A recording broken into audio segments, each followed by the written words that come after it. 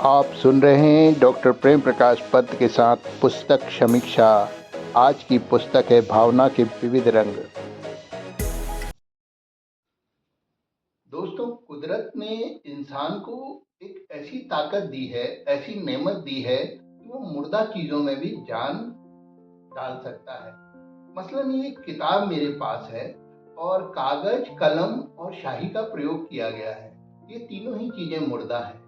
लेकिन जब इसकी लेखिका डॉक्टर शिवा श्रीवास्तव इसमें कविताएं इसमें अंकित करती हैं तो एक जादुई संसार सा क्रिएट हो जाता है। और ये जादुई संसार आपको अपनी स्मृतियों में ले जाता है और लेखिका की अनुभूति से आपको जोड़ता भी है और एक नए विचार को जन्म भी देता है। मेरे पास दोस्तों ये पुस्तक है भावना के विविध रंग, जिसे डॉक्टर शिवा श्रीवास्तव जी ने लिखा है।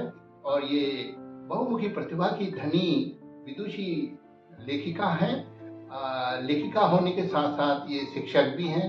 पुस्तकालय विज्ञान से डॉक्टरेट की उपाधि भी इन्हें प्राप्त है और सरकारी दस्तावेजों के ट्रांसक्राइब करने में इनको महारत हासिल है। इस तरह से इन्होंने ग्राम्य जीवन भी देखा और वर्तमान में भोपाल जैसे महानगर में यह रह रही हैं और अपने जीवन की कई अनुभूतियां, अपने साथ हुए कई किस्से प्रसंग, अपने बचपन, अपने आसपास के परिवेश को उन्होंने कविताओं की जो शक्ल दी है वो अद्भुत है, वो देखने योग्य है। इसकी अंदर की मीमांसा अभी हम करेंगे, लेकिन इसके भौतिक स्वरूप के बारे में मैं थोड़ी सी बातें आपसे जरूर करना चाहूंगा। इसका जो कलेवर आप देख रहे हैं ये बहुत ही खूबसूरत सा कलेवर है और इसमें भी शिवा श्रीवास्तव जी का एक रंग दिखता है। वे खुद एक बहुत अच्छी चित्रकार हैं, पेंटर हैं और ये पेंटिंग उन्होंने अपने कैनवास में बनाई और उसे ही अपने कलेवर पर रखा है। इसके अलावा इस पुस्तक को कॉपीराइट भी मिला है, ISBN भी है इस किताब के पास और ये वाची प्रकाशन नई दिल्ली से पब्लिश्ड है। इसको नई दिल्ली से पब्लिश किया गया है। कविताओं का संग्रह है भावना के विविध रंग। दोस्तों, इसके अंदर कविताएं जो लिखी गई हैं वो 1-1.5 पन्ने से अधिक की नहीं है और पढ़ने में बड़ी सुगम है, फॉन्ट बड़े हैं और हर कविता अपने आप में झकझोर देने वाली है। कुछ अनुभव और कुछ नाराजगी, कुछ अच्छी बातें, कुछ समाज को लेकर जो दर्द है वो लेखिका का इसमें हर कविता में रह रहकर छलकता हुआ आपको दिखेगा। 86 कविताओं का ये गुलदस्ता है जिसमें 5 खंडों में बांटा है इन्होंने। पहला खंड वो कहती हैं कि अनुभूतियां, जिसमें 36 कविताएं हैं और ये उनके अपनी अनुभूतियां हैं जो उन्हें जीवन में हासिल हुई हैं, कविताओं की शक्ल में आपके सामने प्रस्तुत हैं। दूसरा खंड जो है वो प्रेम को लेकर है और इस पर 11 कविताएं उनकी संग्रहित हैं इस पुस्तक में। इसके अलावा तीसरे खंड में स्त्रियां, जिस पर 24 कविताएं हैं और ये भी उनके प्रिय विषयों में रहा होगा क्योंकि इस पर बड़ी मार्मिक कविताएं लिखी गई हैं।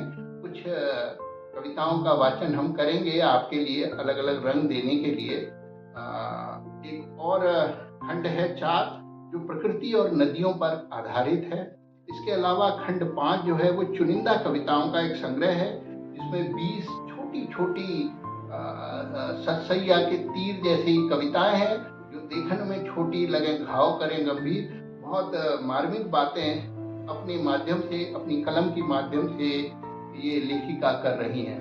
बड़े प्यार और जतन से वे मेरे घर आई और उन्होंने ये पुस्तक मुझे स्वयं भेंट की तो मेरा मन गदगद हो उठा और उनकी इस उपलब्धि पर मैंने उन्हें बधाई दी और सोचा कि एक प्रेरक वीडियो औरों के लिए भी बनाया जाना चाहिए कि लेखन की कला जो खत्म हो रही है, लेखन आपके अंदर के भाव को, मनोभाव को लोगों तक पहुंचाने का एक बहुत बड़ा माध्यम है।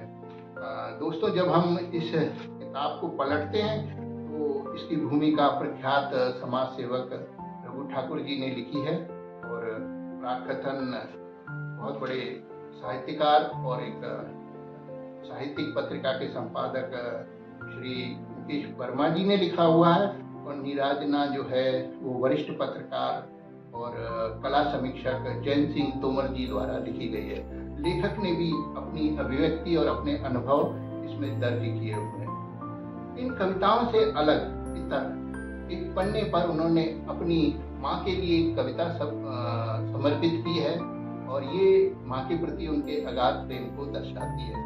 तो बड़े मनोयोग से, बड़े प्यार से, बड़े जतन से कविताएं लिखी गई हैं। एक एक पन्ने को लगता है ऐसे बनाया गया है जैसे एक पक्षी एक एक तिनके को लेकर अपना घोंसला बनाता है। तो कृपया इस किताब को पढ़िए और इस किताब के एक एक पन्ने पर दर्ज अनुभूतियां जो हैं और लेखन जो है वो आपको उकसाता रहेगा कि आप भी लिखिए और इस तरह की चीजें समाज में प्रसारित होनी चाहिए। इस तरह की चीजों का समाज में आह्वान होना चाहिए और उनको प्रोत्साहन मिले। आप किताब को पढ़िए, खरीदिए। मात्र 300 रुपए की पुस्तक है। पुस्तक अमूल्य होती हैं, उनकी कीमतें नहीं होती। ये प्रकाशन के का मूल्य मैं बता रहा हूँ, लेकिन इसका हर पन्ना अमूल्य है। एक जादुई संसार, एक सुनहरे संसार में प्रवेश करवाता है। तो चलिए अब हम इसके अंदर के कंटेंट की कुछ यात्रा शुरू करते हैं। अलग अलग बिंदुओं पर कुछ कविताओं का वाचन भी करेंगे और कुछ बातें आपसे हो जाएंगी ताकि आप समझ सकें कि पुस्तक क्या कुछ कह सकती है और क्या संदेश आप तक पहुंचा सकती है। तो चलिए इस यात्रा को हम शुरू करते हैं। दोस्तों, जैसा मैंने आपको बताया, इस पुस्तक की हर कविता कुछ न कुछ संवाद करती है। मसलन कि इनका ग्रामीण अंचल से एक लगाव रहा है। ये अम्बा जिले में जो ग्वालियर चंबल संभाग का है वहाँ की रहने वाली है और चंबल नदी के अलौकिक चित्रण को उन्होंने कविता की शक्ल में ढाला है। तो चलिए सुनते हैं कि कैसे देखती हैं वे चंबल नदी को अपनी नजर से। बीहड़ों के सीने पर चलती एक सांवली सी नदी चर्मवती, सहेली है शिप्रा और कूनों की। सोन माटी समेटे जैसे किसी सांवली लड़की के सुनहरे बाल मुंह पर बेतरतीब से बिखरे हों। करील के फूलों की उन बालों में जब वेणी गूंथी जाती है तब सुंदरता और बढ़ जाती है। सौंदर्य से भरपूर स्वच्छ निर्मल 12 मासी ये बहती है।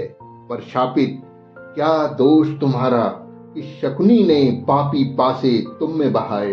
द्रौपदी हुई आग बबूला और तुमको श्राप दे डाला। तुम बनी रहो स्वच्छ निर्मल, कोई हाथ तुमको न लगाएगा। हाय, क्या क्या न देखा तुमने, क्या क्या न तुमने सहा, पर हृदय स्थल से खुद का अस्तित्व मिटने न दिया। चर्मवती से चंबल हो गई हो, ऐ सांवली अनूठी नदी, तुम दुनिया में मशहूर हो गई हो। स्त्रियों को लेकर शिवा श्रीवास्तव जी का एक अलग सा आग्रह रहा है। उनकी नायिकाएं न गिड़गिड़ाती, न समाज से अनुग्रह करती, न याचना करती। वे प्रोग्रेसिव हैं, हिम्मत से लड़ाई लड़ती हैं और आगे आने का मार्ग भी प्रशस्त करती हैं। मसलन उनकी इस कविता में देखिए इस तरह से वे नारी के अलग अलग स्वरूपों का वर्णन कर रही हैं कि मछली की तरह वो तैर भी सकती है, तो फिर वो दुर्गा की तरह अपना त्रिशूल और अपने हथियार भी उठा सकती है। जी भर अकुलाए तितलियों सी फूल फूल जाए, रंग बिरंगी मछलियों सी गहरे समुंदर उतर जाए। कभी स्वच्छंद पंछी सी आसमान में, कभी आंख सिकोड़े लक्ष्य निर्धारण में।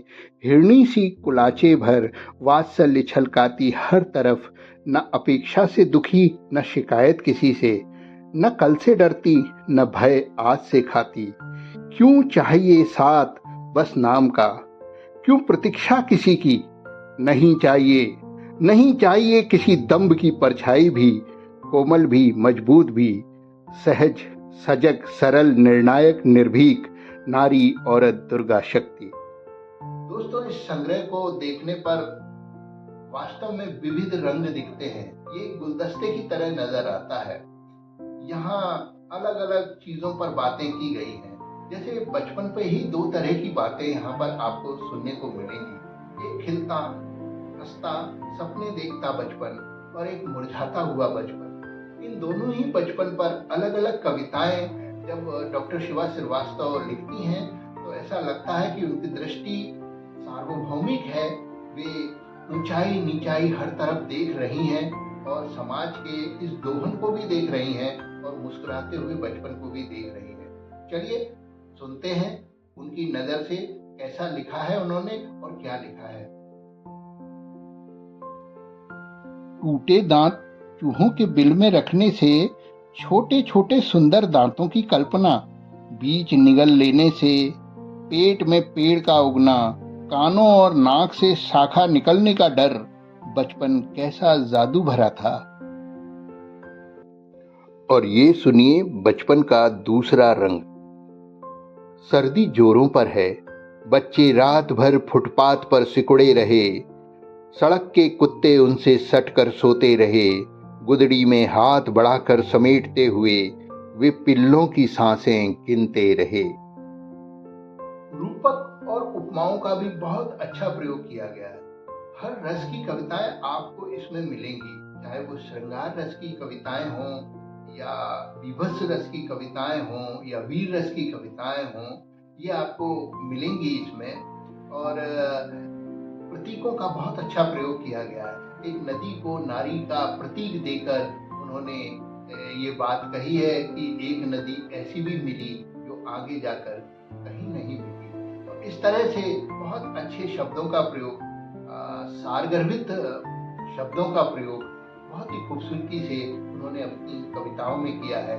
चलिए सुनते हैं उसको भी। एक ऐसी नदी भी मिली जो आगे जाकर कहीं नहीं मिली, कहाँ समाई कोई नहीं जानता, न समंदर दिखा न कोई पहाड़, कुछ दूर तो सब बहाव में बहते थे, और छोर न मिलने पर सब अचरज में भी रहते थे। कुछ ने पंजों के बल खड़े होकर लगा ली पूरी ताकत अपनी, कुछ नावों पर सवार होकर आए थे। मीठे पानी की नदी सबके मन भिगाती, तृप्त करती, कल कल करती, बहती जाती, मानो खुश हो जैसे लहरों की लय पर झूमती और तेज हो जाती। क्या कोई शिव जटाओं में भर लेता है इसे, या किसी मंथन में मिला देता है? ये एक ऐसी नदी मिली जो आगे जाकर कहीं नहीं मिली। और कविता से जुड़े हुए, साहित्य से जुड़े हुए व्यक्ति का अनुग्रह हमेशा लिखने पढ़ने के लिए रहता है। साहित्य की कमी, समाज में साहित्य का घटना या उसके स्तर का घटना एक चिंता का विषय हर साहित्यकार के लिए होता है। ठीक उसी तरह इस कविता में भी पुस्तकों को लेकर, पुस्तकालयों को लेकर, उसके पढ़ने के तौर तरीके के बदलाव को लेकर भी क्या खूबसूरत कविता लिखी है। चलिए उसको सुनते हैं और उसका आनंद उठाते हैं। पुस्तकालय से बड़ी तेज तेज आवाजें आ रही थी, जैसे सारी पुस्तकें इकट्ठी हो कुछ बात कर रही थी। सेंध से झांका और देखा, सारी किताबें अलमारी से निकलकर जमीन पर जोर जोर से चहलकदमी कर रही हैं। चेहरे पर गुस्सा लिए, हाथ उठाती सी मुद्रा में मोबाइल और नई तकनीक से टक्कर लेने की तैयारी कर रही हैं। दूसरी तरफ कान गए तो सुना कि मोबाइल और कंप्यूटर भी एकजुट हो रहे हैं, सबके दिमागों पर हावी हो रहे हैं। नई तकनीक अपनाओ, किताबों को हाथ न लगाओ, डिजिटल अपनी दुनिया बनाओ कहते हुए सबके साथ हर पल जी रहे हैं। कखहरा का ई कखहरा, कविता और कहानियों का ऑनलाइन हो जाना, माँ का हाथ पकड़कर लिखाना, बाल साहित्य का गुम हो जाना किताबों को बहुत रुला रहा है। रेलों में पुस्तक पढ़ने वाली पीढ़ी अब कहाँ रह गई है? सबकी दुनिया मुट्ठी में कैद हो गई है। बसों और रेलों में अपने ढंग से बोलकर किताबें बेचने वाले चार्जर और ईयरफोन बेचकर काम चला रहे हैं। पुस्तकें अस्तित्व को लेकर दुखी हो रही हैं। पुस्तक दिवस की बधाइयों से ही मन बहला रही हैं। और ये है लेखिका का श्रृंगार रस से ओतप्रोत, उपमाओं और अलंकारों से भरा हुआ एक रूप। वो लिखती हैं, एक जूही की कली हर श्रृंगार का श्रृंगार किए, मोगरे की सुगंध लिए छा जाती है अपनी मनमोहक मुस्कान से। प्रकृति प्रेम करती है जिसे, प्रेम का ही तो सागर है, स्मृति कहाँ तक बिसरे उस मनमोहनी की। हिंदी साहित्य में जितने भी रस होते हैं, उन सभी रसों की कविताएं आपको इस संग्रह में आपको ज़रूर मिलेंगी। और उससे भी बड़ी बात यह है कि लेखिका के अपने गहन अनुभव इसके अंदर आपको मिलते हैं। बहुत सहज हैं और अभी तक जो कविताएं आप पढ़ते चले आ रहे हैं, उनसे अलग सामान्य भाषा में, आपकी हमारी भाषा में, हमारे अंदर की बात आपसे की गई है, इस कविता संग्रह के माध्यम से की गई है। और ये कविता संग्रह अपने आप में ही संग्रहणीय है, अमूल्य है। आप इसे ज़रूर खरीदिए ताकि लेखिका को तो प्रोत्साहन मिले, साहित्य को भी प्रोत्साहन मिले। किताबों को खरीदना, किताबों को उपहार में देना, किताबों को पढ़ने के लिए प्रोत्साहित करना, ये प्रवृत्ति गुम होती जा रही है। ये एक बौद्धिक समाज के दरिद्र समाज में बदलने की निशानी है। तो दोस्तों, मेरा आग्रह हमेशा रहता है कि आप पढ़ने, लिखने और पढ़ाने के लिए पुस्तकों का उपयोग ज़रूर करें और पुस्तकों को अपना साथी बनाएं, उन्हें खरीदें और प्रोत्साहन करें लेखन को और साहित्य को। इसी अनुनय विनय के साथ इस पुस्तक समीक्षा को हम समाप्त कर रहे हैं और आशा करते हैं कि डॉक्टर शिवा श्रीवास्तव और भी अच्छे अच्छे कविता संग्रह और भी अच्छे अच्छे लेख और उपन्यास, इस तरह की चीज़ें लिखेंगी और हम तक वो पहुँचेंगी और हम अपनी यथाशक्ति उनको आप लोगों तक लाते रहेंगे। फिलहाल इस पुस्तक को ज़रूर पढ़िए और इसका आनंद उठाइए। आपका बहुत बहुत धन्यवाद।